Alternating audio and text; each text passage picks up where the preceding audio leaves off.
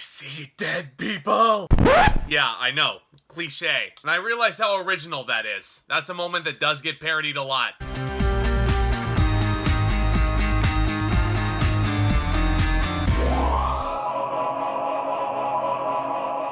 What's going on, guys? Welcome back to yet another brand new movie review. As always, I thank you all so much for stopping by, and I hope you enjoy your stay. And yes, this time around, we are starting a brand new series. As time permits, I'm going to be talking about every single film under writer-director M. Night Shyamalan. He really is one of the most fascinating minds in Hollywood right now. I kind of look at his filmography like a giant roller coaster. So you get your suspenseful thrills, and then after you make that climb up the hill, you get big giant dips which make you feel like you're going down into oblivion or something. So today we're gonna take the leap and we're gonna get started looking at every single one of M. Night Shyamalan's films in the build up to the release of Old this July. And we're gonna kick this one off right with The Sixth Sense, if I can say that title correctly. That's right, this film was released back in the year 1999, which, looking back, that was a pretty interesting year for cinema. And this one stars Bruce Willis, Toni, Collette, and Haley Joel Osment, who is actually nominated for an Oscar for his performance here. And I believe he's one of the youngest nominees in an acting category in Oscar history. And Osment plays young Cole Sear, who's haunted by a dark secret.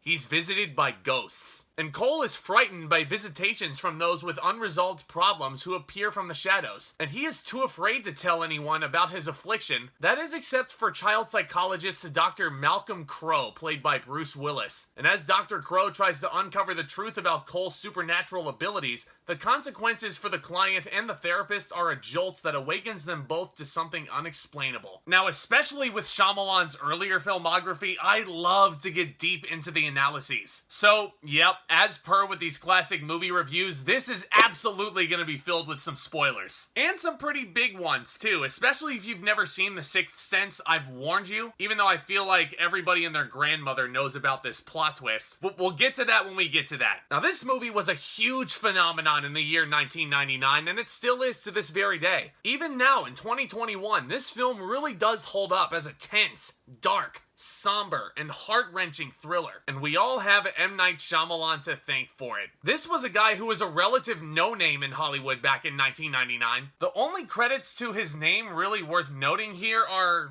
let me see. Yes, Stuart Little. What do you get when you turn a fucking demented E.B. White novel into the literal embodiment of the 90s? Yeah, that's your freaking swerve right there, bro. I mean, just look at that sweater vest. But after The Sixth Sense came out in theaters and more people started getting introduced to it after the fact, a lot of people were hailing M. Night Shyamalan perhaps as the next Steven Spielberg. It's easy to see why people would make that statement with a film like this. From the opening frame, this is a masterfully crafted thriller. The shot composition is so unbelievably seamless. The direction is even more superb. And also the symbolism of this film. Shyamalan really does have an affinity for the color red, and in my opinion, this is some of the best symbolism in cinema history. And this will of course play into the twist, which I'll save for last here, but I noticed that red always seems to appear whenever the otherworldly stuff and the human stuff tend to commingle together. It's almost like a signal that something haunted or otherworldly is lurking in the shadows. And Shyamalan was so precise about where this red went in any given scene. Notice how Bruce Willis is always jiggling the red doorknob. His wife is wearing a red dress at their anniversary dinner. There's just a couple of hints there. Perfect direction and some really intense writing to go along with it. Now, despite the fact that many people will try and imitate the famous line Haley Joel Osment says in the hospital bed as Cole about his affliction, this is still a damn good performance. Like I said, this was an Oscar-nominated performance, and it was well-deserved, because for my money, I'd see this as one of the best child performances ever. I think Haley Joel Osment really does belong in the camp of Macaulay Culkin in Home Alone, River Phoenix in Stand By Me, any of the kids in the Goonies. Just absolute top-tier child performances on film. Haley Joel Osment certainly belongs in that camp for The Sixth Sense. And I just love the arc his character has in the film, where we're not entirely sure what's up with him, but then once he admits to Dr. Crowe that he can see dead people, I can just picture M. Night Shyamalan being absolutely giddy behind behind the camera finally having the opportunity to really have fun with it. Because yeah, once that knowledge is out in the open, we are seeing dead people all over Cole's house. They're all scolding him left and right. He's scared stiff. Just great stuff. Now, Cole's mother is played by the one and only Toni Collette, and I've said this in other reviews, but she really is so underappreciated. This is one of her career bests, I feel. Because I feel the same way about her performance here as her performance in Hereditary, even.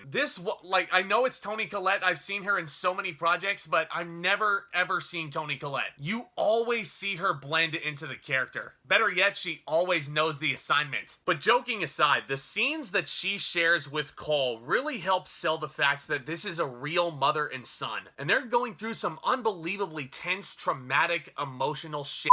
How about that scene where they're stuck in horrible traffic and Cole tells his mother about his affliction? Absolutely beautiful. Last but certainly not least, you can't talk about The Sixth Sense without mentioning Bruce f***ing Willis. My god, this was awesome. Up to this point in his career, this was his best work as an actor, without question. Because yes, of course you loved him in Die Hard, and you loved his work in Pulp Fiction, but it was always this role in my eyes that really cemented him as a serious actor. This was such a quiet, subtle performance, completely against Bruce Willis's type that we were getting used to around the point of 1999. But on the contrary, Shyamalan apparently wrote this role for Willis. He took it, and there's really nobody else that could have done it better. And back in the day, Willis also really championed Shyamalan and his ideas. And you can tell, it really shines through in his performance that he believes in this guy. And he's got so many incredible, memorable moments scattered throughout the duration of this film. And yeah, including that plot twist ending. Let's just bury the lead. You all know what it is. Bruce Willis has been dead the entire time. That's right. Dr. Crow was actually a ghost looking to find redemption in some unfinished business that he was dealing with before his untimely murder. This, I think, is what really made Shyamalan's name so recognizable to a lot of people. The element of the plot twist. And this right here was the one that started it all. This is, in my view, one of the best plot twists in cinema history. And it's a fantastic twist because it makes all the more sense on repeat viewings. Because you'll notice that Shyamalan really put in a lot of clever hints about it. I mean, when Cole is sitting there telling Dr. Crow, I see dead people. They don't know they're dead. They're just walking around like regular people. Shyamalan is just panning in on Bruce Willis's face. Like, there you go. I'm almost positive most people on first viewing didn't digest that. Now, this twist is actually where things start to get a little bit dicey with The Sixth Sense. Not because it's a bad twist or anything. Y'all know I adore it. But I've got a bone to pick with a lot of friends who are telling me that they've strictly avoided watching The Sixth Sense because the element of surprise was taken out of it. All because they already know the twist. And I can understand that. But here's what I'm saying, guys. Even with that twist, it is still such a genius movie because every scene still works with the knowledge that he's dead. Shyamalan was tinkering around with the way movies are edited to make you think you're seeing something completely different. Maybe you're seeing something you've maybe grown accustomed to in film. But no, on repeat viewings, you'll notice those little things, and whether or not you're on view number 2 or view number 200, this movie does not cheat whatsoever. M. Night Shyamalan really put his name on the map with this one. The Sixth Sense really is one of the best thrillers ever made, and I'm absolutely giving it its well-deserved A+.